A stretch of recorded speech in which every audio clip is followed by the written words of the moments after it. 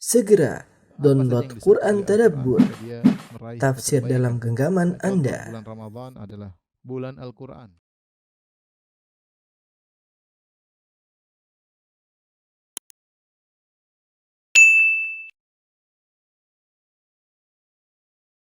Bismillahirrahmanirrahim. Assalamualaikum warahmatullahi wabarakatuh. Alhamdulillahi ala ihsanihi wa syukru lahu ala taufiqihi wa amtinanihi. Asyhadu an la ilaha illallah wahdahu la syarika lahu ta'ziman li sya'nihi wa asyhadu anna Muhammadan abduhu wa rasuluhu da'ila ridwani. Allahumma salli alaihi wa ala alihi wa ashabihi wa ikhwani. Hadirin dan hadirat yang dirahmati Allah Subhanahu wa taala, pada kesempatan kali ini kita akan menyampaikan salah satu peristiwa penting dari rangkaian peristiwa-peristiwa sirah Nabi Muhammad sallallahu alaihi wasallam yang dikenal dengan Sulhul Hudaybiyah, yaitu perjanjian damai Al-Hudaybiyah yang terjadi antara kaum muslimin dengan kaum Quraisy. Yang peristiwa ini adalah peristiwa yang sangat penting sampai-sampai sebagian ulama memandang bahwasanya tidak ada peristiwa yang memuliakan kaum muslimin yang menandingi perang Badar seperti Sulhul Hudaybiyah. Karena sebagaimana perang Badar Allah namakan dengan Yaumul Furqan, hari pembeda, maka Sulhul Hudaybiyah meskipun perdamaian tapi Allah namakan dengan Fathan Mubina. Allah turunkan surat Al-Fatah ketika Nabi SAW beranjak meninggalkan Al-Hudaybiyah menuju kota Madinah, maka turunlah firman Allah Subhanahu wa taala, "Inna fatahna laka fatham mubina." Sungguhnya kami telah memberikan kemenangan kepada engkau wahai Muhammad SAW dengan kemenangan yang nyata. Karena ternyata di balik perjanjian Hudaybiyah ini banyak sekali faedah, kemenangan-kemenangan yang luar biasa yang diraih oleh kaum muslimin di balik perjanjian yang notabene ketika itu para sahabat kebanyakannya tidak setuju. Bahkan semua tidak setuju kecuali Abu Bakar As-Siddiq radhiyallahu taala anhu. Karena zahir dari isi perjanjian Al-Hudaybiyah sepertinya merugikan kaum muslimin. Di antara sahabat yang sangat tidak setuju adalah Umar bin Khattab radhiyallahu taala anhu, sebagaimana nanti akan kita sampaikan kisahnya. Dan adanya perjanjian Al-Hudaybiyah juga menjelaskan kepada kita bahwasanya negara Islam, kaum muslimin ketika itu yang berpusat di kota Madinah memiliki banyak sikap terhadap non-muslim ya. Terkadang ada peperangan, terkadang ada perdamaian ya, terkadang ada perdamaian, terkadang bisa jadi tinggal dalam satu negeri bersama non-muslim. Ya, di antara contoh perdamaian adalah perdamaian Al-Hudaybiyah. Ini membantah pemikiran sebagian orang yang menyangka bahwasanya hubungan antara negeri Islam dengan negeri kafir hanyalah perang. Itu tidak benar ya. Bahwasanya Nabi SAW juga bersiasat melihat situasi dan kondisi, dan hubungan antara negara Islam dengan negara non-Islam bisa saja berbagai hubungan, tidak satu model hubungan ya. Ya, sebagaimana kita ketahui juga dalam orang-orang kafir dalam Islam juga ada beberapa model ya. Ada namanya kafir harbi, ada namanya kafir zimmi, ada namanya kafir muahad, ada namanya kafir musta'man. Dan yang hanya boleh diperangi, artinya yang halal darahnya dan hartanya, cuma kafir harbi, yaitu kafir yang sedang berperang melawan kita. Ini suatu yang normal, sangat wajar kita berperang dengan negeri yang lain. Kalau kita tidak membunuh, kita yang dibunuh. Kalau kita tidak merampas, kita yang dirampas. Dalam kondisi peperangan maka semua orang melihat dengan pandangan yang wajar, ya wajar, namanya perang juga. Ya, namanya halal dan harta halal, ya, darah dan harta halal. Adapun tiga model non muslim yang lain seperti kafir zimmi. Orang kafir zimmi adalah orang kafir yang tinggal dalam negeri kaum muslimin. Seandainya ada negara Islam, kemudian ada orang kafir yang tinggal di negeri kaum muslimin, maka dia bebas untuk sesuai dengan agamanya, namun dia membayar jizyah. Jizyah semacam upeti, tanda kepatuhan kepada negeri Islam. Dan ini bukan perbuatan zalim kepada dia, karena orang-orang Islam juga diwajibkan bayar zakat. Bahkan zakat yang diwajibkan kepada kaum muslimin terkadang jauh lebih tinggi nilainya daripada jizyah yang dibayarkan oleh orang kafir yang tinggal di negeri Islam. Kemudian juga orang kafir berikutnya kafir muahad, yaitu orang kafir yang antara negeri Islam dengan negeri mereka ada perjanjian damai. Ya. Yang Rasulullah SAW mengatakan, "Man qatala mu'ahadan lam yarah raihatal jannah." Siapa yang membunuh orang kafir yang ada perjanjian damai antara kita dengan mereka, maka dia tidak akan cium bau surga. Ancaman yang keras. Tidak boleh membunuh orang kafir selama negeri kita dengan negeri mereka ada perjanjian damai. Dan orang kafir yang keempat disebut dengan kafir musta'man. Apa itu kafir musta'man? Itu kafir mendapatkan pengamanan. Artinya antara negeri kita dengan negeri mereka ada peperangan. Tetapi kemudian ada salah satu dari delegasi mereka yang minta pengamanan, kemudian kita amankan. Kalau kita sudah beri pengamanan, kita tidak boleh berkhianat. Contoh, ada delegasi yang datang dari mereka untuk berunding atau untuk yang lainnya, maka tidak boleh kita khianat kemudian kita bunuh. Ini namanya kafir musta'man. Meskipun dia statusnya kafir harbi, tetapi ketika dia minta pengamanan, kita berikan pengamanan tersebut, maka tidak boleh kita bunuh orang kafir tersebut. Intinya saya ingin sampaikan bahwasanya orang kafir pun dalam Islam ada 4 model yang hanya boleh dibunuh dan boleh diambil hartanya. Yang kafir harbi, yaitu yang sedang berperang dengan kita. Sedang berperang dengan kita. Contoh sekarang Ukraina perang sama Rusia. Bunuh-bunuhan wajar atau tidak? Wajar ya. Ya namanya perang, orang tahu. Kafir lawan kafir ya. Wajar bunuh-bunuh, enggak ada masalah. Tapi yang 3 yang lainnya kafir muahad, kafir dhimmi, kafir musta'man enggak boleh. Sampai Rasulullah SAW mengatakan, "Ala man dzalama muahadan." Ketahuilah siapa yang menzalimi kafir muahad. Kata Ibnu Hajar maksudnya orang kafir yang tidak boleh dibunuh selain kafir harbi, baik kafir dhimmi, kafir musta'man ataupun kafir muahad. Siapa yang mendolimi kafir muahad ya, atau kemudian intaqasahu, atau menjatuhkan, mengurangi haknya, atau akhadha malahu bi ghairi tibi nafsihi atau kallafahu fawqa taqatihi, atau dia mengambil hartanya orang kafir tersebut tanpa keridhaannya, atau membebani pekerjaan di luar kemampuannya, mentang-mentang dia orang muslim kaya, kemudian ada orang kafir zimmi yang kerja sama dia, kemudian diberi pekerjaan yang berat sehingga dizalimi. Fa ana hajijuhu yaumal qiyamah, maka aku akan berhadapan dengan dia pada hari kiamat kelak. Ancaman yang keras dari Nabi sallallahu alaihi wasallam. Biar. Ada gulanya? Dikit ya. Cuma mau tahu aja.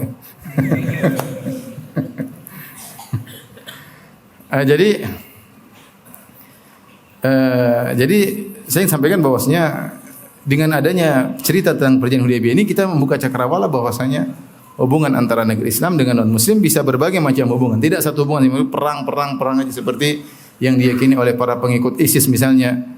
Bahwasanya hubungan orang Islam sama orang kafir rupanya perang. Enggak ada lain kecuali apa? Perang. Sampai seperti di tanah air kita sebagian pemahaman yang menyimpang, yang mengkafirkan saudaranya ya, yang tidak baik sama imamnya dianggap kafir. Sampai di antara mereka kalau ada yang masuk di mall atau di supermarket dia nyuri barang. Sampai kejadian saya sekitar tahun 2000-an ada wanita bercadar di Jogja masuk di supermarket dan nyuri barang. Dia bercadar ya. Karena bagi dia selain kelompok dia semuanya apa?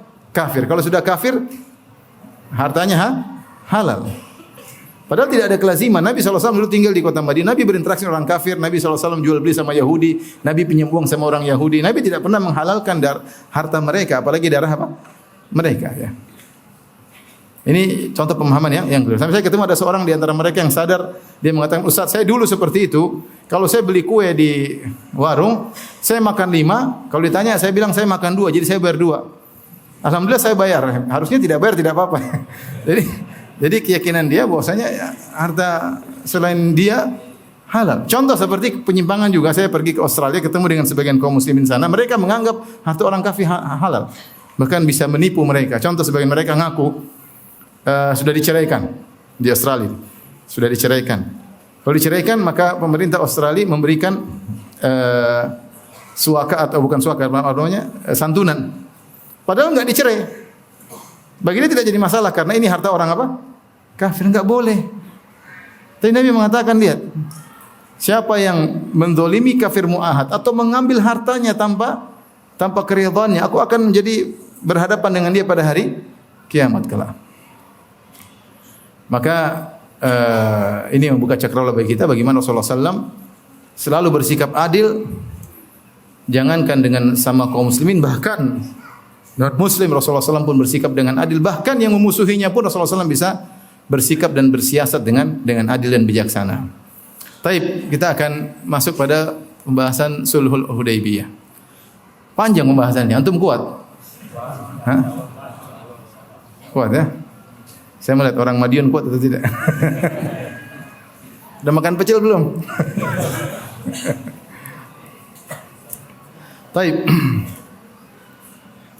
Sulhul Hudaybiyah disebut dengan Al-Hudaybiyah karena disandarkan kepada suatu tempat yang lokasinya di sebelah barat Masjidil Haram ya. Sekitar 20 sampai 25 kilo dari Masjidil Haram sebelah barat ya. Yang sekarang disebut dengan Asy-Syumaisi. Dan itulah areal tanah halal yang mungkin yang terjauh ya. Tanah halal yang terjauh. Jadi kota Mekah dikelilingi oleh tanah haram. Setelah tanah haram, tanah apa?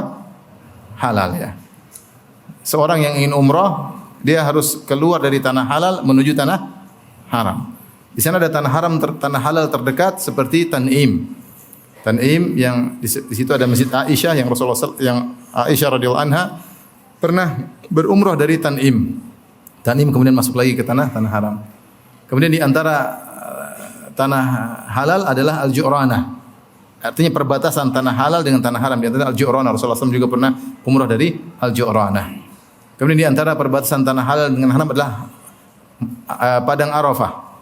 Padang Arafah, Mina masih tanah haram. Muzdalifah tanah haram, Mina tanah haram, Arafah tanah halal. Arafah tanah halal. Di sebelah barat, ya kalau Arafah sebelah timur, sebelah barat kota Masjidil Haram ada namanya Al-Hudaybiyah. Al-Hudaybiyah sebagian besarnya masih tanah halal, sebagian kecilnya tanah haram yang dikenal dengan Asy-Syumaisi sekarang. Di situlah terjadinya perjanjian tersebut sehingga disebut dengan Sulhul Hudaybiyah, disandarkan kepada nama tempat di situ. Sebagian para sahabat menamakan Sulhul Hudaybiyah dengan Ghazwah. Ghazwah ada istilah di kalangan para ahli sirah dengan istilah Ghazwah, kemudian Sariyah dengan Ba'ats. Apa bedanya? Ghazwah adalah pasukan tempur yang di mana Nabi SAW ikut bersama pasukan tersebut. Seperti Ghazwat Badar. Ada Rasulullah SAW ikut perang enggak di situ? Ada. Kemudian Ghazwat Uhud, Rasulullah SAW ikut perang dalam situ enggak? Ikut. Maka disebut Ghazwah karena Rasulullah SAW ikut serta. Kemudian contoh lagi Ghazwat Khandaq. Al-Khandaq Rasulullah SAW juga ikut perang sehingga disebut dengan apa? Ghazwat Al-Khandaq. Adapun yang Rasulullah SAW tidak ikut disebut dengan Sariyah. Sariyah ada pasukan-pasukan Rasulullah SAW kirim dan Rasulullah SAW tidak ikut serta dalam pasukan tersebut disebut dengan Sariyah. Kadang Rasulullah SAW kirim si fulan menjadi pasukan perang ya. Tapi Rasulullah SAW tidak ikut disebut dengan Sariyah, atau kalau pasukan perang tersebut semakin sedikit disebut dengan Ba'ats, utusan. Nabi tidak ikut. Nah, Al-Hudaybiyah disebut oleh sebagian sahabat dengan Ghazwah. Dia mengatakan saya mengikuti perang Ghazawat bersama Nabi SAW, 7 Ghazawat, di antaranya Ghazwah Al-Hudaybiyah. Kenapa Hudaybiyah disebut dengan Ghazwah padahal tidak ada peperangan? Karena Rasulullah SAW meskipun berangkat menuju ke Hudaybiyah tidak ingin berperang, tapi Rasulullah SAW bawa senjata juga dengan para sahabat, senjata musafirin, yaitu senjata yang seadanya. Namanya orang musafir berjalan juga bawa senjata, khawatir di tengah jalan ada penyamun, ada perampok, ada begal yang menghalangi, maka bisa dilawan ya. Meskipun senjata yang dibawa tidak seperti senjata pasukan perang, tetapi ada kemungkinan untuk berperang. Makanya nanti dalam kita kisahkan dalam perjanjian Hudaybiyah, Rasulullah SAW sempat mengatakan, bagaimana kalau kita perangi Ahabis terlebih dahulu? Abu Bakar mengatakan, tidak usah Rasulullah, tujuan kita untuk umrah. Intinya Rasulullah SAW juga siap berperang, bahkan Rasulullah SAW kemudian mengambil perjanjian, namanya perjanjian bai'at Ridwan, yang juga bai'at untuk siap bertempur. Sehingga sebagian sahabat menamakan Hudaybiyah dengan Ghazwah.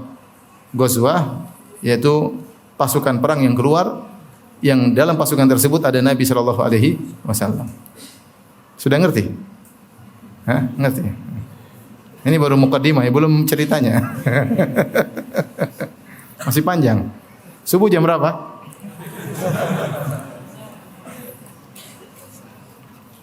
Taib. Bagaimana kisah Sulh Hudaybiyah. Ya. Ceritanya Rasulullah SAW bermimpi ya sebagaimana dalam surat Al-Fatah ayat 27 ya. Bermimpi bahwasanya Rasulullah SAW masuk Mekah bersama para sahabat tawaf. Rasulullah SAW bermimpi. Dan kita tahu bahwasanya mimpi Nabi SAW adalah apa? Wahyu. Setelah bermimpi, maka Rasulullah SAW meminta para sahabat untuk umrah. Itu terjadi pada tahun 6 Hijriah. Terjadi pada tahun 6 Hijriah. Maka Rasulullah SAW minta orang-orang Arab Badui ya untuk umrah. Namun banyak di antara mereka yang takut. Karena umrah sekarang menuju pusatnya orang-orang Quraisy. Setahun sebelumnya orang-orang Quraisy menyerang kaum muslimin dalam perang Khandaq dengan bawa pasukan 10.000 pasukan. Setahun sebelumnya. Jadi mereka datang pada tahun 5 Hijriah. Kemudian akhirnya mereka diporak-porandakan Allah dengan angin yang Allah kirimkan kepada mereka. Akhirnya mereka pulang dengan tangan kosong. Terjadi pada tahun 5 Hijriah. Yang menakjubkan setelah mereka pergi, kemudian Rasulullah SAW mengucapkan perkataannya yang masyhur. Rasulullah SAW berkata, Al-ana nagzuhum wa la yagzuna, nahnu nasiru ilaihim. Sejak saat ini setelah mereka pergi, kita yang akan memerangi mereka, kita yang akan berjalan mereka dan mereka tidak jalan menuju ke kita. Setahun berikutnya tahun 6 Hijriah Rasulullah SAW mimpi. Kemudian Rasulullah SAW meminta para sahabat untuk umrah karena dalam mimpi tersebut Rasulullah SAW melihat beliau dan para sahabat tawaf. Dalam satu riwayat Rasulullah SAW berkata, "Inni qad ra'aitu annakum satadkhuluna al-Masjidil Haram muhalliqina ru'usakum muqassirin." Sungguhnya aku melihat bahwasanya kalian masuk ke Masjidil Haram dalam kondisi mencukur gundul kepala kalian atau mencukur pendek, itu bertahallul. Artinya setelah tawaf umrah selesainya dengan bertahallul. Dari situlah kemudian Rasulullah SAW menyuruh para sahabat untuk umrah.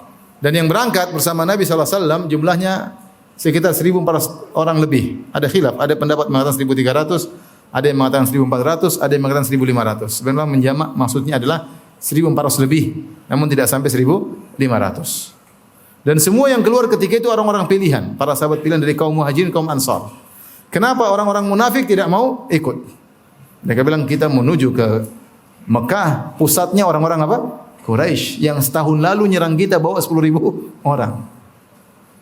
Orang-orang munafik tidak ikut ketika itu. Jadi benar-benar yang berangkat adalah pasukan kaum muslimin yang benar-benar tulus dari kalangan Muhajirin kaum Ansar. Ada satu orang munafik yang ikut namanya Jad bin Qais. Cuma dia saja, satu orang ini, satu ekor ini aja yang apa? Yang ikut.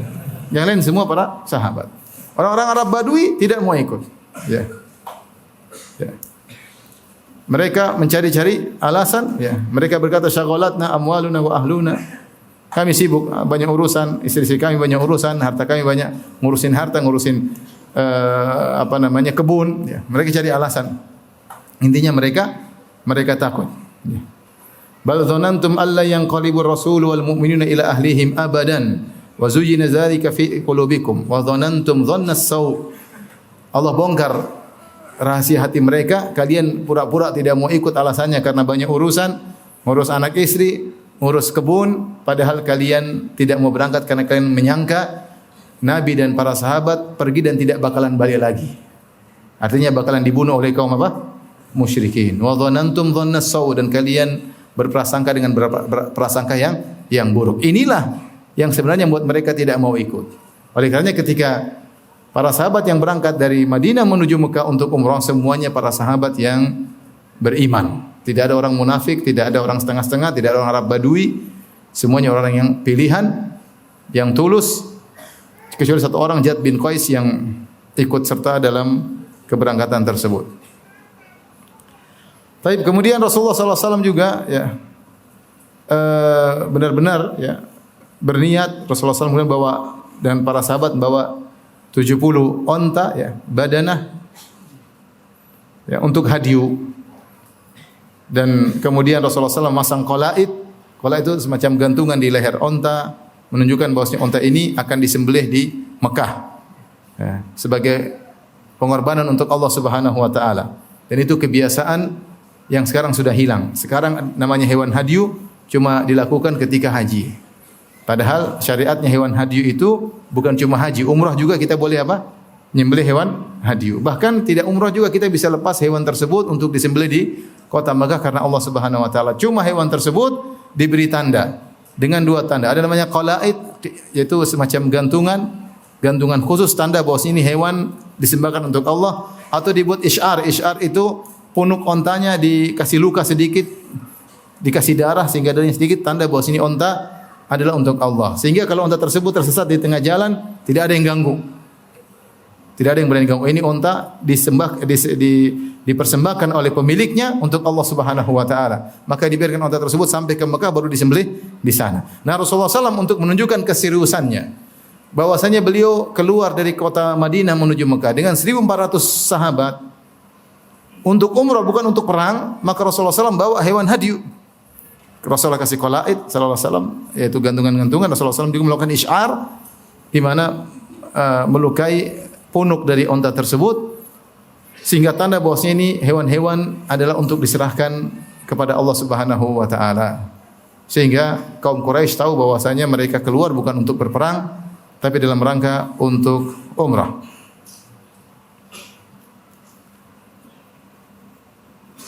Baik. Ikhwan dan akhwat yang dirahmati Allah Subhanahu wa taala, Rasulullah SAW keluar pada bulan Dzulqa'dah, pada bulan Dzulqa'dah. Dan Rasulullah SAW seumur hidup beliau hanya umrah 4 kali. Maksudnya seumur hidup setelah beliau menjadi seorang nabi. Ya. Beliau hanya umrah 4 kali dan haji cuma sekali. Adapun sebelum beliau jadi nabi, diperselisihkan oleh para ulama berapa kali nabi berhaji. Apalagi umrah. Tetapi setelah beliau diangkat menjadi seorang rasul, beliau hanya haji sekali dan hanya umrah 4 kali. Dan seluruh umrahnya beliau kerjakan di bulan Dzulqa'dah kecuali umrah yang bersama hajinya. Umrah yang pertama adalah umrah Al-Hudaybiyah. Umrah Al-Hudaybiyah yang tahun 6 Hijriyah, Rasulullah SAW keluar di bulan apa? Dzulqa'dah. Tapi umrah ini nanti gagal. Umrah Hudaybiyah nanti gagal. Nanti akan kita ceritakan. Kemudian umrah tahun berikutnya, ada yang menamakan umratul qadiyah, ada yang menamakan umratul qadha. Intinya umrah pengganti umrah yang ini. Rasulullah SAW kemudian umrah lagi tahun depan, tahun 7 Hijriyah, sama bulan Dzulqa'dah. Kemudian di umrah yang ketiga, ketika Rasulullah SAW setelah menaklukkan kota Mekah, kemudian Rasulullah SAW perang Hunain, kemudian Rasulullah SAW mengumpulkan ghanimah di Ju'ranah, kemudian Rasulullah SAW umrah dari Ju'ranah, itu juga bulan Dzulqa'dah. Ini 3 umrah. Umrah yang keempat bukan di bulan Dzulqa'dah. Berangkatnya bulan Dzulqa'dah tapi pelaksanaannya bukan bulan Dzulqa'dah, yaitu umrah Nabi yang bersama haji. Karena Nabi SAW hajinya haji qiran. Haji qiran itu haji yang dilakukan persis seperti haji ifrad, tetapi dia ada potong hadyu dan satu manasik mewakili 2. Jadi umrahnya include. Umrahnya apa? Include. Seperti seorang masuk masjid, kemudian dia salat qabliyah zuhur atau salat qabliyah subuh dengan niat sekaligus salat tahiyatul masjid. Meskipun yang dia kerjakan salat 2 rakaat untuk qabliyah subuh, tapi salat tahiyatul masjidnya sudah include sekaligus. Faham?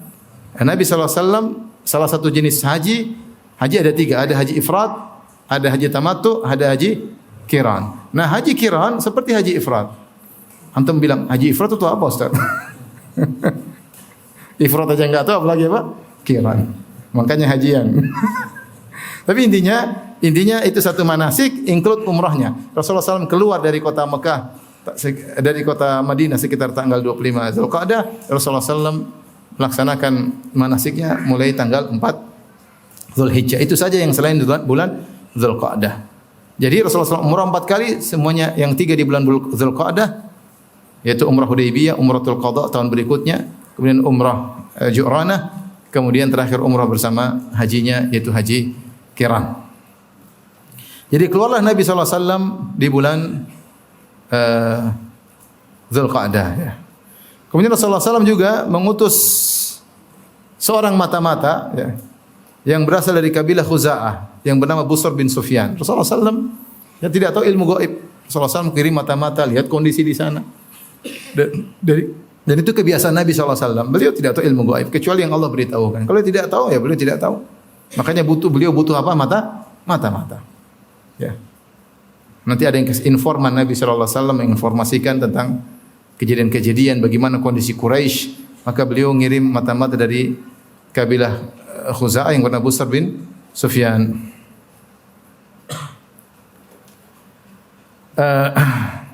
Rasulullah SAW mulai umrah dari apa? Dari Zulhulaifah.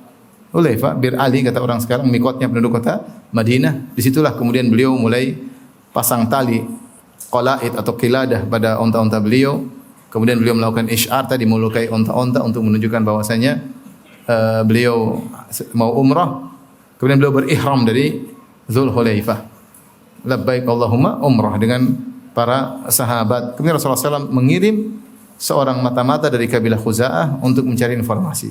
Maka berjalan Nabi SAW menuju dari Madinah menuju kota Mekah sambil bertalbiyah labbaik Allahumma labbaik labbaik la syarika laka labbaik innal hamda wan ni'mata laka wal mulk la syarika lak.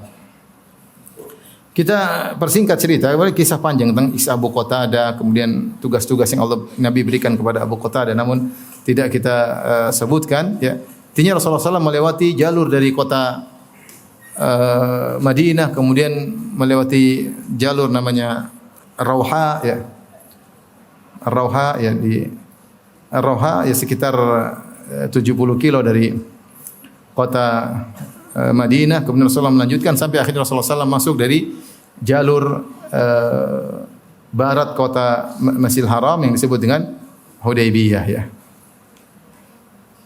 Ar-Rauha satu tempat yang sering dilewati oleh Nabi SAW dalam perjalanan beliau ya. Di Rauha ya kemarin saya lewat di sana ada suatu sumur yang dikenal dengan Bir Ar-Rauha ya.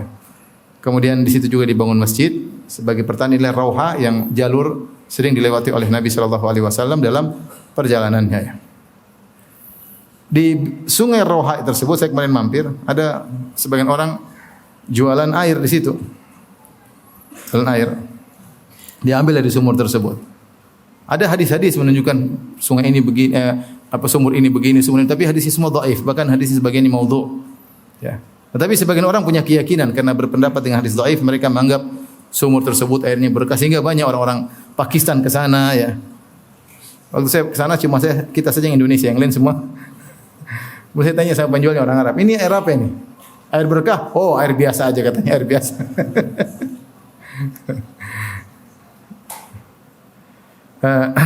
Taib, kita singkatkan kisahnya.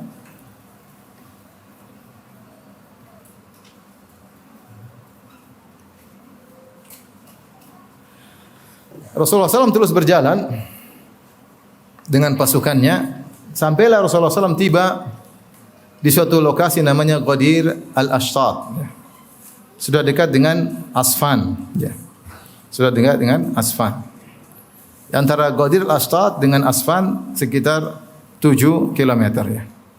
Adapun Asfan sampai Masjid Haram sekitar 90 km. Jadi kita bisa bayangkan, jadi Nabi sudah sangat dekat dengan kota Mekah. Antara Masjid Haram dengan Asfan 90 km, antara Asfan dengan Ghadir Al-Ashtat sekitar 7 km. Ternyata ketika Rasulullah sampai di Ghadir Al-Ashtat sekitar 97 km, 100 km dari Masjidil Haram, tiba-tiba datang mata-mata beliau. Tadi Busr bin Sufyan Al-Khuzai. Kemudian mata-mata tersebut kita lanjutkan ketika Rasulullah sampai di tempat namanya Ghadir Al-Ashtat, tadi saya katakan kurang lebih 100 km di Masjidil Haram, sebelah utara kota Mekah. Maka datanglah utusan atau mata-mata Nabi SAW, Busr bin Sufyan Al-Khuzai, kemudian berkata kepada Nabi SAW, "Inna Quraisyan jama'u laka jumu'an, wa qad jama'u laka al-ahabish, wa hum muqatiluka wa sadduka 'anil bait, wa mani'uka." Maka dia berkata, "Wahai Rasulullah, sungguhnya orang-orang Quraisy telah mengumpulkan pasukan Mereka telah mengumpulkan pasukan Quraisy dan juga pasukan Al-Habish. Al-Habish adalah kabilah-kabilah yang bermacam-macam yang tinggal di sekitar kota Mekah. Dari berbagai macam kabilah disebut dengan Al-Habish. Jadi selain penduduk kota Mekah, selain Quraisy ada Al-Habish, yaitu kabilah-kabilah yang bervariasi yang tinggal juga di kota Mekah. Semuanya sudah dikumpulkan oleh orang-orang Quraisy. Wa hum muqatiluka, dan mereka akan memerangi Anda. Wa sadduka anil bait, dan mereka sudah bertekad untuk menghalangi Anda dari masuk ke Ka'bah atau masuk di Masjidil Haram. Wa mani'uka, mereka akan mencegahmu. Dalam riwayat yang lain, dalam riwayat Ibnu Ishaq, dia berkata, "Ya Rasulullah, hadhi Quraisyun qad sami'at bi masirika." Ya Rasulullah, ini orang Quraisy sudah mendengar engkau perjalananmu, mereka sudah tahu. Ya. Fa kharajat ma'ahal udhul matafil, faqad labisu julul numur, yu'ahiduna Allah alla tadkhulaha alaihim anhu abadan. Mereka sudah memakai pakaian dari baju dari kulit harimau, kulit binatang buas, ya. Dan mereka telah mengeluarkan al-udhul matafil, ada yang mengatakan unta-unta yang apa namanya? Yang ada susunya, artinya mereka sudah siap bertempur, bekal mereka sudah bawa. Ada yang mengatakan maksudnya mereka telah mengeluarkan istri-istri mereka dan anak-anak mereka, siap berperang dengan anak istri mereka. Kenapa mereka bawa anak istri? Agar mereka tidak kabur, karena istri mereka juga menghadiri peperangan tersebut. Jadi mereka serius dan mereka sudah memakai baju-baju terbuat dari kulit binatang buas. Yu'ahiduna Allah, mereka bersumpah kepada Allah, alla tadkhulaha alaihim anwatan abadan. Kau tidak bisa paksa untuk masuk ke lokasi mereka di Masjidil Haram. Wa hadha Khalid bin Walid fi khailihim qadimu ila Qura'il Ghamim. Lihatlah Khalid bin Walid sudah bawa pasukan perangnya, pasukan berkuda. Kalau tidak salah 200 pasukan berkuda akan menghalangimu, dan dia sudah berada di Qura'il Ghamim. Itu daerah sekitar situ, dekat Usfan. Jadi Quraisy ternyata mengetahui kedatangan Nabi sallallahu alaihi wasallam dan mereka serius menghalangi kedatangan Nabi sallallahu alaihi wasallam. Rasulullah SAW ketika mendengar kabar dari mata-matanya, Rasulullah SAW berkata, "Ya waiha Quraisy." Kasihan orang-orang Quraisy. Laqad akalathumul harbu, mereka telah dilemahkan dengan banyak perang. Ya, mereka sudah lemah, perang Badar, perang Uhud, perang Khandaq. Terakhir mereka semakin payah. Madza alaihim law khallau baini wa baina sairin nas. Kenapa mereka harus sibuk dengan? Coba biarkan saya berurusan dengan kabilah-kabilah yang lain. Fa in asabuni kana alladhi aradu. Kalau ternyata saya berurusan dengan kabilah-kabilah lain kemudian saya kalah, bukankah mereka inginkan tersebut saya kalah, ditaklukkan oleh kabilah-kabilah yang lain? Wa in ahdharani Allahu alaihim dakhalu fil Islam wa hum wafirun wa illam yaf'alu qatalu wa bihim quwwah. Kalau mereka ternyata saya yang menang, saya menaklukkan kabilah-kabilah Arab yang lainnya, terserah mereka. Mereka mau masuk Islam, ahlan wa sahlan, ya. Dan mereka jumlahnya banyak. Ya. Tapi kalau mereka tidak mau Islam, mereka mau perang, mereka kuat, kumpulkan kekuatan terlebih dahulu, ya. Ya. Kenapa harus menghalangi saya? Famadza tadhunnu Quraisy? Terus apa yang mereka persangkakan, ya? Wallahi inni la azalu ujahiduhum ala alladhi ba'athani Allah lahu hatta yudhhirahu Allah lahu aw tanfarida hadhihi salifah. Demi Allah, kata Nabi sallallahu alaihi wasallam, aku akan terus memusuhi mereka, memerangi mereka atas apa yang Allah perintahkan kepada aku, yaitu membawa risalah sampai Allah memenangkan aku atau kepalaku terpenggal, terputus. Jadi ketika Nabi mendengar orang Quraisy hendak melarang diri, Rasulullah SAW menyayangkan hal tersebut. Ya. Artinya ya sudah orang Quraisy, ngapain kau urus? Biarkanlah saya berdakwah, biarkan saya berurusan kabilah-kabilah yang lain. Kalau mereka memerangi saya, kalau saya mati kan kalian senang, kalian ingin saya mati. Kalau saya menang ya saya juga Quraisy. Kalau saya menang saya jaya, kalian ikut jaya karena kalian juga orang-orang apa? Quraisy. Tinggal masuk Islam kalian berjaya. Tapi kalau kalian tidak mau masuk Islam, mau perang dengan saya, silakan perang. Tahu kalian sudah menghimpun apa? Kekuatan. Kenapa sekarang harus menghalangi, harus mau berperang? Padahal kalian sudah lemah. Qad akalathumul harb. Kalian sudah sering berperang sehingga lemah. Kata Nabi mengingatkan, saya akan terus memperjuangkan dakwah ini ya sampai Allah mengunggulkan aku atau kepala saya terpenggal. Ya, sallallahu alaihi wasallam serius. Padahal ikhwan dan akhwat yang dirahmati Allah Subhanahu wa taala sudah merupakan etika umum ya atau kode etik yang dikenali oleh mereka bahwasanya kalau ada orang yang umrah tidak boleh dihalangi. Orang-orang Arab jahiliyah dahulu mengagungkan Ka'bah. Terlebih lagi orang-orang Quraisy, mereka mengagungkan Ka'bah karena yang bangun Ka'bah adalah nenek moyang mereka. Ismail dan Ibrahim, dan seluruh orang Quraisy keturunan Ismail bin Ibrahim. Semuanya orang Quraisy keturunan Ismail bin Ibrahim. Seharusnya mereka adalah orang yang paling memudahkan orang lain untuk ziarah ke Ka'bah, untuk tawaf, untuk umrah. Ya. Dan tidak boleh dihalangi sama sekali. Dan sudah merupakan kode etik mereka, kalau ada yang masuk kota Mekah, tidak boleh ada yang ganggu. Bahkan dahulu orang jahiliyah begitu mengagungkan kota Mekah, kalau ada seorang bertemu dengan pembunuh bapaknya di tanah haram, dia tidak akan balas. Dia tunggu keluar dari tanah haram baru dia bunuh. Adapun ketemu di tanah haram enggak. Karena mereka benar mengagungkan apa? Tanah haram. Artinya apalagi ada orang yang datang ingin umrah, apalagi membawa hadiah, membawa hewan-hewan untuk disembahkan kepada Allah Subhanahu wa taala. Namun ternyata orang Quraisy melanggar etika aturan yang selama ini telah berjalan, ya, untuk menghormati orang-orang yang berumrah, ya.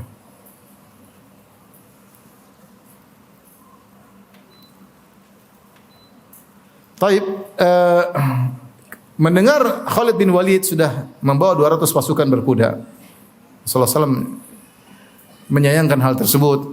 Maka Rasulullah SAW kemudian minta bermusyawarah kepada para sahabat, dan itu kebiasaan Nabi Shallallahu Alaihi Wasallam.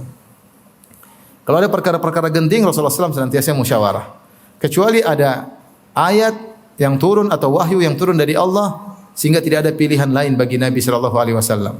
Dan itulah sikap orang beriman. Wa ma kana lil mu'min wal mu'minatin idza qadallahu wa rasuluhu amran an yakuna lahumul khiyaratu min amrihim. Tidak pantas bagi seorang lelaki mukmin dan bagi wanita mukminah jika Allah dan Rasulnya sudah memutuskan suatu keputusan, mereka masih punya alternatif lain, tidak boleh. Ya. Namun karena tidak ada wahyu yang turun dalam menghadapi situasi yang genting ini, maka kebiasaan Nabi bermusyawarah. Dan terlalu banyak dalil-dalil yang menunjukkan Rasulullah SAW suka bermusyawarah, menjalankan perintah Allah, ya, ya amruhum syura bainahum wa syawirhum fil amr, dan bermusyawarahlah dengan para sahabat dalam urusan. Seperti dalam perang Badar Rasulullah SAW bermusyawarah mau meletakkan camp di mana, Rasulullah SAW bermusyawarah. Dalam perang Uhud juga Rasulullah SAW bermusyawarah apakah mau bertahan di kota Madinah atau keluar ke Gunung Uhud. Dalam perang Khandaq juga Rasulullah SAW bermusyawarah dalam strategi peperangan, termasuk dalam kondisi Rasulullah SAW bermusyawarah. Itu di antara sifat mulia Nabi SAW. Dia orang yang sangat cerdas. Dia seorang Rasul Sallallahu Alaihi Wasallam, utusan Allah, tetapi dia bermusyawarah, mendengar pendapat-pendapat para sahabatnya. Itu sifat pemimpin yang sejati, yaitu mau mendengar masukan, karena mungkin dia tidak menguasai segala bidang. Silakan dia mendengar masukan-masukan, setelah itu dia membuat keputusan, ya. Tapi yang jelas dia mendengar masukan-masukan dari anak buahnya. Nabi SAW berkata kepada para sahabat, "Ashiru ayyuhan nas alayya." Wahai para sahabatku, berilah ide kepadaku, apa yang harus aku lakukan? Atarawna an amila ila iyalihim wa darari haula'i alladhina a'anuhum alladhina yuriduna an yasudduna 'anil bait fanusibahum fa in qa'adu mauturin mahrubin wa fa in ya'tuna kana Allah 'azza wa jalla qad qata'an 'aynan minal musyrikin aw tarawna anna ummal bait faman saddana anhu qatalnahu. Nabi berkata, wahai para sahabatku, saya punya pendapat nih, berikan masukan kepadaku. Apakah menurut kalian kita sekarang pergi belok tidak ke Mekah dulu, kita belok ke areal seputar Mekah, kita serang kampung Ahabish tadi, kabilah-kabilah yang membantu siapa? Kaum Quraisy, yang mereka tinggal di pinggiran-pinggiran kota Mekah. Kita serang mereka, kita sandra anak istri mereka, kita ambil harta mereka, ya. Baru kita menyerang, ya. Itu yang kita lakukan dahulu, ya. Kalau mereka bertahan di kota Mekah, tentu mereka akan kesulitan karena anak istri mereka kita tawan. Ini kemungkinan pertama. Jadi kita serang dulu Ahabish. Atau kemungkinan kedua, kita enggak usah lawan Ahabish, kita masuk aja kota Mekah, kita umroh saja. Siapa yang lawan kita perang. Ya. Kita pakai baju ihram, ada yang lawan kita apa? Kita perang. Dua pilihan. Perangi dulu Ahabish, ya. Sehingga kalau kita tawan, kita bilang kalian jangan ikut-ikutan. Kalau kalian ikut-ikutan perang bantu Quraisy, anak-anak kalian, istri kalian berbahaya. Sehingga akhirnya nanti Ahabish mundur, tinggal di lawan, tinggal apa? Quraisy. Ini ide Nabi SAW. Sekarang musuh Nabi di kota Mekah ada dua kelompok, paham? Kelompok Quraisy sama kelompok apa? Ahabish. Ahabish ini adalah berbagai macam suku yang tinggal di sekeliling kota Mekah. Nabi punya ide agar meringankan beban lawan. Caranya gimana? Kita pergi ke kampung-kampung Ahabis, kita tawan anak istri mereka, sehingga kita memaksa mereka Ahabis tidak ikut perang. Karena mereka pasti bela apa anak istri mereka. Kalau mereka sudah tidak ikut perang, musuh kita tinggal apa? Quraisy. Ini ide Nabi SAW realistis, ya kita lakukan apa yang bisa kita lakukan. Atau yang kedua, kita nekat aja 1.400 orang ini masuk ke kota Mekah, siapa yang hadang kita lawan.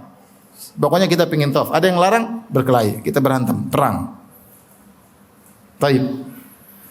Maka Abu Bakar berkata radhiyallahu anhu, "Ya Rasulullah, kharajta amidan li hadzal bait." Kata Abu Bakar, tenang, subuh masih lama kan? Wahai Rasulullah, bukankah engkau keluar dari kota Madinah menuju Mekah? Tujuannya untuk tawaf di Ka'bah. La turidu qatla ahadin, kau tidak berniat untuk membunuh siapapun. Wala harba ahadin, dan kau tidak berniat untuk memerangi seorang pun. Fatawajjah lahu, maka kembalikanlah kepada tekad awalmu untuk umrah, untuk tawaf. Faman saddana anhu qatalnahu, siapa yang menghalangi kita, kita perang. Jadi Abu Bakar memilih ide kedua. Milih ide apa? Kedua. Rasulullah kasih alternatif. Yang ini apa yang ini? A atau B? Kata Abu Bakar yang B ya Rasulullah. Tidak usah perang, kita masuk aja. Ada yang lawan baru kita perang. Mereka yang ganggu di luar, kita tidak ada niat perang. Ada yang ganggu, kita lawan. Nabi mendengar pendapat Abu Bakar, Nabi berkata, "Umdu ala ismillah." Ya jalan. Lanjut dengan menyebut nama Allah. Bismillah, kita lanjutkan perjalanan. Dan benar ketika Rasulullah SAW melanjutkan perjalanan sampai Rasulullah ketemu dengan pasukan Khalid bin Walid.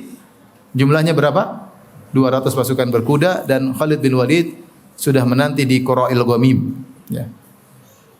Akhirnya Rasulullah SAW di tempat tersebut, di depan beliau pasukan Khalid bin Walid 200 pasukan berkuda, cukup banyak. Rasulullah 1.400 apa? Pasukan. Ketika itu tiba waktu salat zuhur, maka Rasulullah SAW dan para sahabat tentunya ini waktu-waktu yang mereka nantikan untuk sujud di hadapan Rabbul Alamin. Tidak ada yang mereka lebih cintai seperti salat. Dan ini diketahui oleh orang musyrikin Arab. Kata mereka tidak ada yang lebih dicintai oleh kaum muslimin seperti salat. Mereka lebih cintai daripada anak istri mereka, daripada harta mereka. Maka meskipun di depan mereka ada Khalid bin Walid, Rasulullah SAW pun salat zuhur bersama para sahabat. Dan Rasulullah SAW salat zuhur biasa. Itu ada rukuknya, ada sujudnya, seperti salat biasa. Waktu itu belum turun ayat tentang salatul khauf. Salatul khauf tahu kan? Salat dalam medan pertempuran yang kalau ada 8 model cara salat khauf, datang dalam 8 riwayat, 8 model. Jadi antaranya maksudnya ketika 2 saf dijadikan 2 saf, ada yang satu rukuk, satu berdiri bertahan. Sujud, satu bertahan. Ada yang sujud bertahan. Supaya kalau ada yang perang bisa langsung melawan. Tidak semuanya sujud rame-rame. Kalau sujud rame-rame semuanya dipanah. Ketika salat zuhur pertama belum ada peraturan salat khauf. Rasulullah SAW salat biasa. Rukuk semua, sujud bareng-bareng. Dan Khalid bin Walid memandang di depan Nabi. Khalid bin Walid melihat, memandang bagaimana salat Nabi dan para sahabat yang begitu teratur, rukuk bareng-bareng, sujud bareng-bareng dengan khusyuknya. Ya. Dan mereka cuek seakan-akan tidak ada bahaya di hadapan mereka. Karena waktu itu belum ada syariat salat khauf. Jadi salat biasa. Di sisi lain Khalid bin Walid ketika melihat pemandangan seperti itu, dia merasa dia tahu ini momen yang sangat penting. Ini momen untuk mudah menghabisi mereka. Wah, mereka lagi sujud langsung apa? Perang semua. Nah, Khalid bin Walid berpikir untuk memanfaatkan peluang tersebut. Tapi dia kaget, dia terpesona, tahu-tahu salat sudah selesai. Aduh. Selesai. Kata Khalid bin Walid, tunggu salat asar. Jadi bertahan situ, Rasulullah juga bertahan situ. Salat asar kita serang habis ini. Jadi Khalid bin Walid terbetik dalam benaknya, nanti ini sekali salat asar kita serang mereka.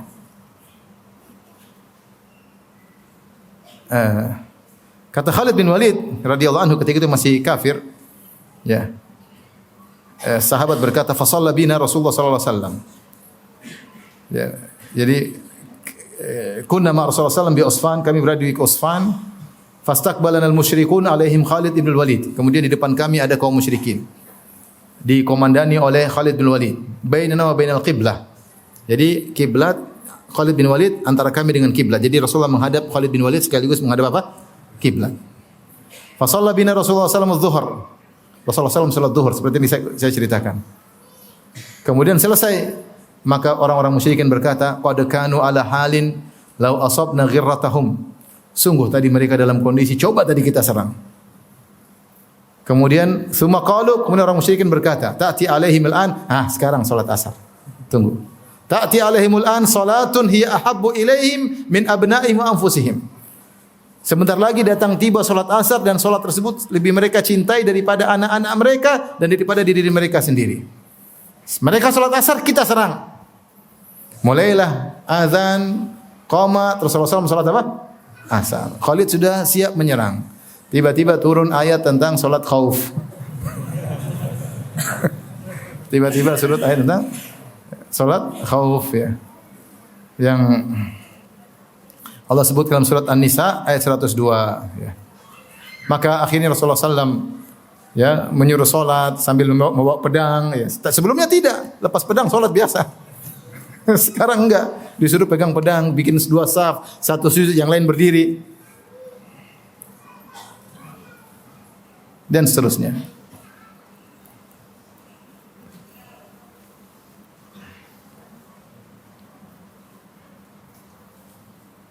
Khalid bin Walid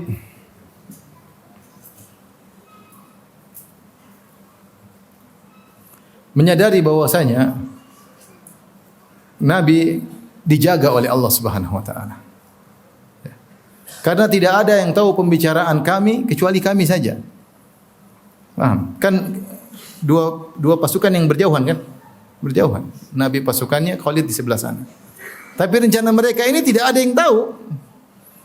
Kaum muslimin tidak ada yang tahu. Yang tahu siapa? Allah. Allah memberitahu kepada Nabi sallallahu alaihi wasallam dengan Allah menurunkan ayat tentang salat khauf. Khalid bin Walid berkata, "Lamma kharaja Nabi sallallahu alaihi wasallam ila Hudaybiyah, laqituhu bi Usfan, fa wafaqtu bi izaihi." Tatkala Rasulullah sallallahu keluar menuju Hudaybiyah, aku bertemu dengannya di Usfan. Itu beliau di Qura'il Ghamim, dekat dengan Usfan. Maka aku pun berdiri di hadapan Nabi sallallahu alaihi wasallam. Fa ta'arratu lahu fasalla bi asbi dhuhr, dan aku menghalanginya. Kemudian Rasulullah SAW jadi imam salat zuhur. Fahamamna an nughira alaihim falam ya'zim lana. Kami ingin memerangi tapi tertahan. Kami tunggu waktu salat asar. Fattala Allahu nabiyahu ala dzalika. Ternyata Allah memberitahukan Nabi tentang rencana kami. Fasalla bi asbihil asr salatal khauf. Akhirnya salat tata cara salatnya apa dirubah. Sebagian ulama mengatakan bisa jadi ini adalah sebab Khalid bin Walid masuk apa? Islam. Karena ide brilian dia ketahuan Allah Subhanahu wa taala. Dan Allah kasih tahu siapa? Nabi Muhammad sallallahu alaihi wasallam. Karena enggak ada mata-mata di situ. Jarak jauh, nunggu sebentar, nunggu asar. Ternyata ketahuan. Ya, akhirnya mereka tidak jadi memerang karena kalau dua pasukan 700 sampai 700 banyak 700 semua pegang apa? Senjata. Khalid mana berani maju? Ya. Ya sudah, tapi kalau semuanya mesti mulai sujud semua, senjata di luar, ya tinggal diserang aja. Ternyata mereka sholat bawa pedang, ya repot. Terus Rasulullah SAW berjalan para sahabat dari Usfan sampai akhirnya tiba di Al-Hudaybiyah. Rasulullah SAW berkata kepada para sahabat, kita belok kanan, jangan tembusi Khalid. Khalid bertahan di Qura'il Ghamim, di Usfan jangan kita lewati, belok kanan. Akhirnya mereka potong jalan. Khalid tidak sadar tiba-tiba tinggal terlihat debu. Tiba-tiba para sahabat sudah hilang. Ya. Belok kanan dengan Nabi SAW dan sampailah mereka di tempat namanya Al-Hudaybiyah.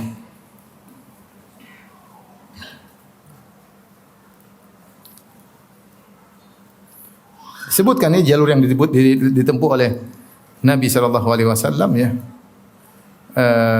Lewat Saniyatul Mirar ya. Sampailah sebelum sampai di Hudaybiyah Rasulullah SAW melihat suatu tempat namanya Thaniyatul Mirar. Thaniyah dalam bahasa Arab artinya suatu tempat yang agak tinggi. Thaniyatul Mirar yaitu disebut tempat yang agak tinggi yang dia merupakan jalan di antara dua gunung. Jadi siapa yang melewati jalan tersebut di penghujungnya langsung Hudaybiyah. Ya, Al-Mutil alal Hudaybiyah.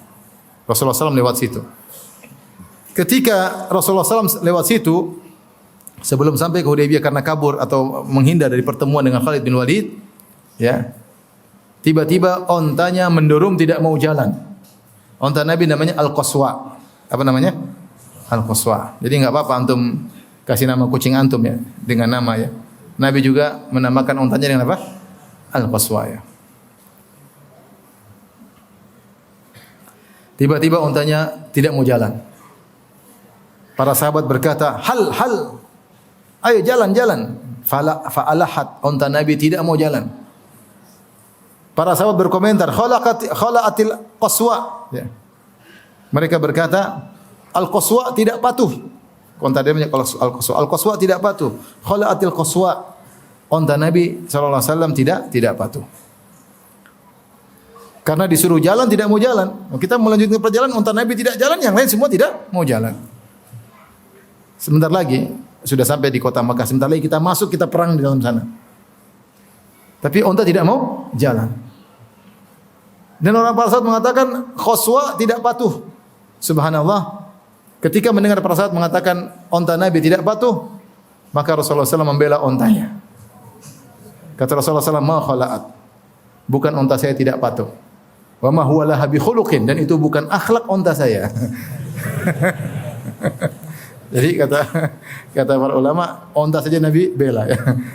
Kalau perkataan tidak adil terhadap hewan, Nabi juga apa? Bela. Kata dia, wa ma laha bi khuluqin. Ini bukan akhlaknya untaku. Walakin habasaha habisul fil an Makkah. Tetapi dia ditahan oleh yang menahan gajahnya Abroha. Siapa yang menahannya? Allah Subhanahu wa taala. Sebagaimana kisah yang ma'ruf ketika Abroha ingin menyerang kota Mekah, maka maka dia membawa sekitar 12 gajah atau 8 ekor gajah dengan tujuan gajah-gajah tersebut datang di Ka'bah, kemudian merantai Ka'bah, kemudian mencungkil Ka'bah sekali. Jadi pingin gajah-gajah tersebut mencungkil apa? Ka'bah ya. Namun kemudian tertahan di suatu tempat, tidak bisa maju ya. Mau disuruh maju enggak bisa. Pimpinan gajah konon namanya Mahmud ya. Ada yang namanya Mahmud sini? Kata ahli tafsir namanya apa? Mahmud. Kalau Mahmud, maju enggak mau dia maju-maju. Akhirnya ketika disuruh belok kanan dia cepat, apalagi suruh mundur dia cepat, disuruh maju enggak mau. Ternyata yang tahan dia siapa? Allah Subhanahu wa taala. Kemudian Allah turunkan, mendatangkan burung-burung, kemudian menurunkan melempar mereka dengan bebatuan. Nabi menjelaskan, sebagaimana Allah pernah menahan gajah untuk tidak masuk di Mekah, ontaku juga yang tahan siapa? Allah. Ya sudah, dia nurut sama Allah. Jangan bilang dia tidak nurut. Dia justru nurut sama siapa? Allah Subhanahu wa taala. Dan Allah punya hikmah. Seandainya onta tersebut tidak menahan diri, kemudian para sahabat masuk di kota Mekah, kira-kira apa yang terjadi? Pertumpahan darah. Akan terjadi perang saudara antara Nabi SAW dan pasukannya dengan kaum Quraisy. Akan banyak orang Quraisy yang terbunuh. Dan bisa jadi orang-orang yang mustad'afin, sebagian orang Islam yang tidak mampu untuk berhijrah akan dibunuh juga di situ. Ya, padahal dalam rencana Allah banyak orang-orang Quraisy yang akhirnya masuk Islam. Di antaranya Khalid bin Walid sendiri, di antaranya Abu Sufyan, di antaranya Safwan bin Umayyah bin Khalaf, tokoh-tokoh Quraisy yang akhirnya masuk Islam. Maka Allah mentakdirkan unta tersebut tidak mau bergerak. Sama seperti ketika Nabi SAW membawa ontanya ke kota Madinah. Ya. Maka ketika Rasulullah SAW lewat, maka banyak sahabat yang nyuruh mampir. Rasulullah, mampir rumah kami. Kata Rasulullah SAW, da'uha fa innaha ma'murah. Biarin ontaku berjalan, sungguhnya dia diperintahkan oleh Allah Subhanahu wa taala. Kemudian onta tersebut berjalan sampai di lokasi Masjid Nabawi. Jadi yang pilih lokasi tersebut Allah Subhanahu wa taala. Melalui ontanya siapa? Nabi. Ketika ontanya menderum di situ, maka Nabi pun bangun Masjid Nabawi di situ. Karena kata Nabi sallallahu alaihi wasallam, innaha ma'murah, dia diperintahkan oleh Allah. Nah, kali ini onta Nabi sallallahu alaihi wasallam diperintahkan untuk tidak maju, suruh nerem di situ, di Hudaybiyah.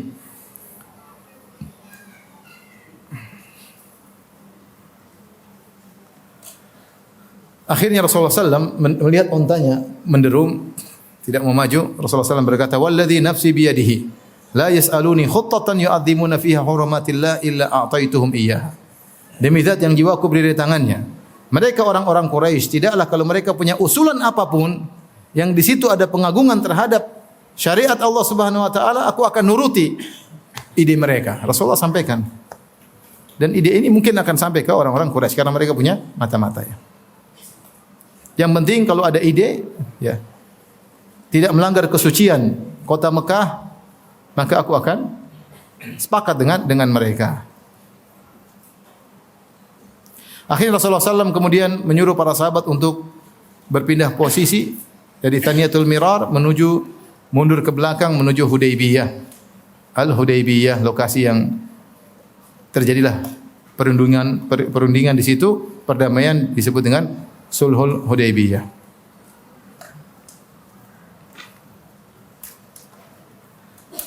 Baik. Ketika Rasulullah SAW menetap di Hudaybiyah, ada beberapa mukjizat tapi kita lewatkan aja. Maka orang-orang Quraisy mengirim utusan kepada Nabi sallallahu alaihi wasallam. Utusan pertama yang dikirim adalah Budail bin Warqa al-Khuzai. Budail bin Warqa orang kafir tapi dari kabilah Khuza'ah. Ya.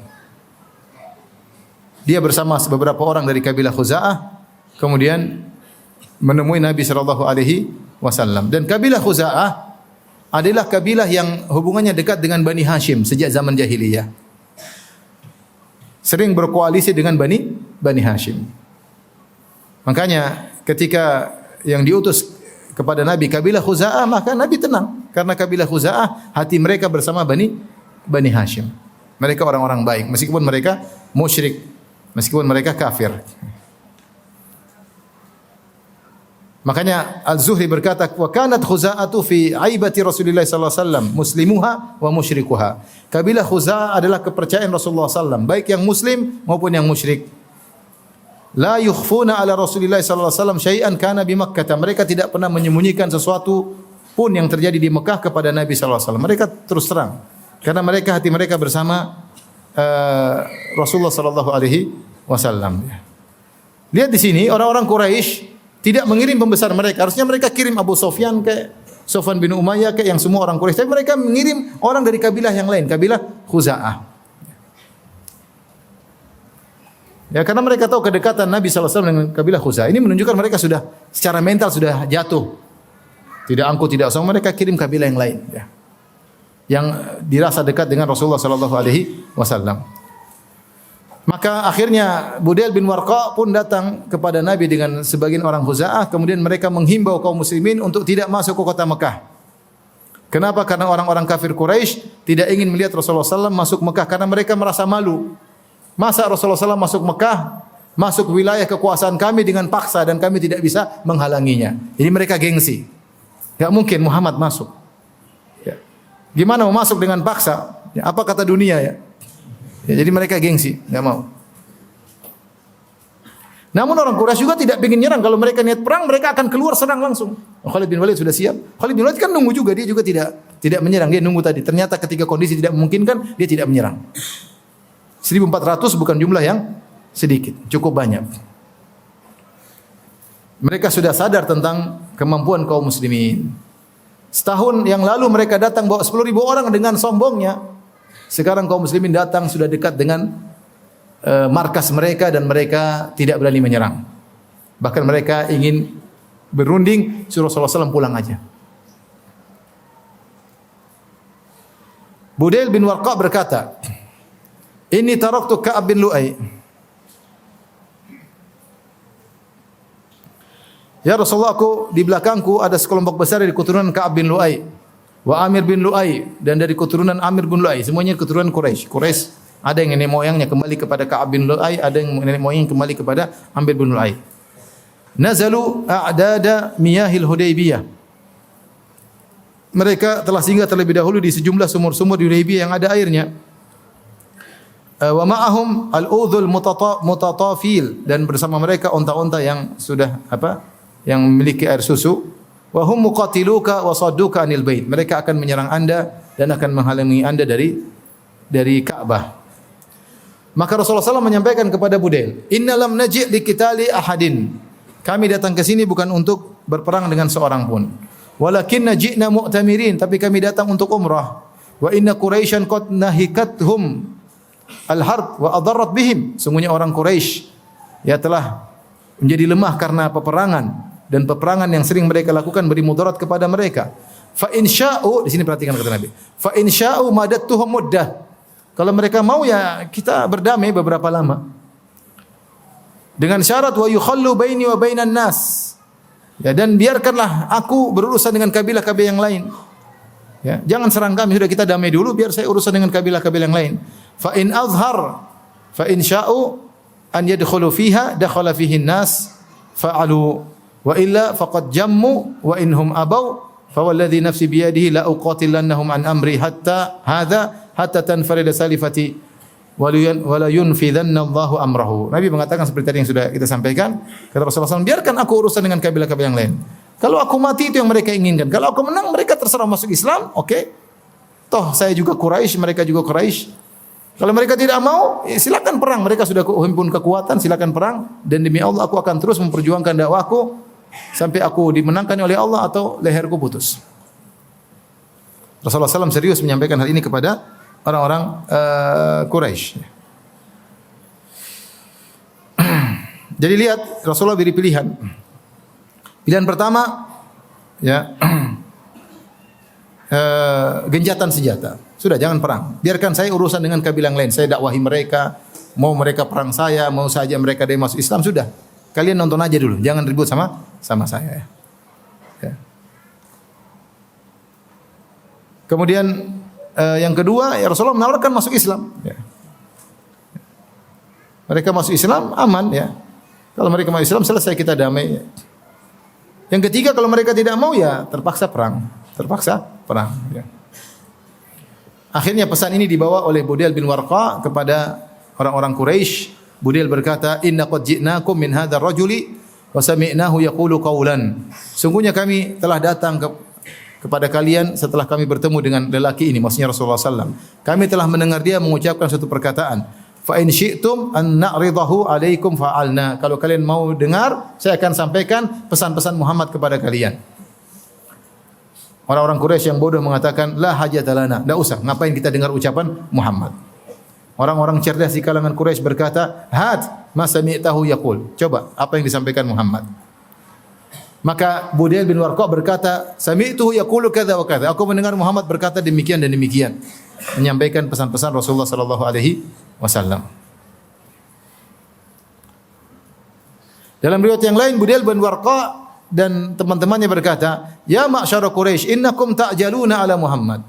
Kalian keburu-buru bersikap terhadap Muhammad, ingin menyerangi mereka dan yang lainnya. Wa inna Muhammad lam ya'ti liqitalin. Sungguhnya Muhammad datang bukan untuk perang. Inna ma jaa'a za'iran li hadzal bait. Sungguhnya dia datang untuk menziarahi Ka'bah ini, mu'azziman li haqqihi, mengagungkan hak Ka'bah, ya. Fattahamuhum, akhirnya mereka, oh kamu ini bela-bela Muhammad. Jadi seakan-akan Budayl bin Warqa membela Rasulullah karena dia Khuza'ah. Sudah saya katakan tadi, Khuza'ah punya kedekatan dengan apa? Bani Hashim. Ya. Ah, kamu ini bela-bela Muhammad. Ya. Akhirnya mereka menjawab, wa in kana inna ma ja'a lidzalik. Kalau benar Muhammad datang untuk umrah, tidak ingin berperang, fala wallahi la yadkhuluha abadan alaina anwa. Demi Allah, Muhammad tidak bakalan bisa masuk di Mekah dengan maksa kami.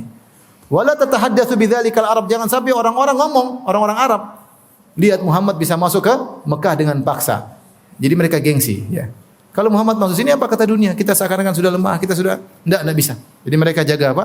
Menjaga citra mereka, pokoknya Muhammad enggak boleh masuk. Karena benar kalau Rasulullah SAW masuk, akhirnya mereka akan direndahkan oleh kabilah-kabilah yang lain. Jadi mereka bersikeras Muhammad tidak masuk, tidak bisa. Pokoknya enggak boleh masuk. Taib, sampai sini dulu. Insyaallah kita lanjutkan. Itu baru delegasi pertama Budayl bin Warqa al-Khuzai. Kita lanjutkan delegasi kedua yang diutus oleh Quraisy kepada Nabi sallallahu alaihi wasallam insyaallah setelah salat maghrib. Wabillahi taufiq wal hidayah. Assalamualaikum warahmatullahi wabarakatuh.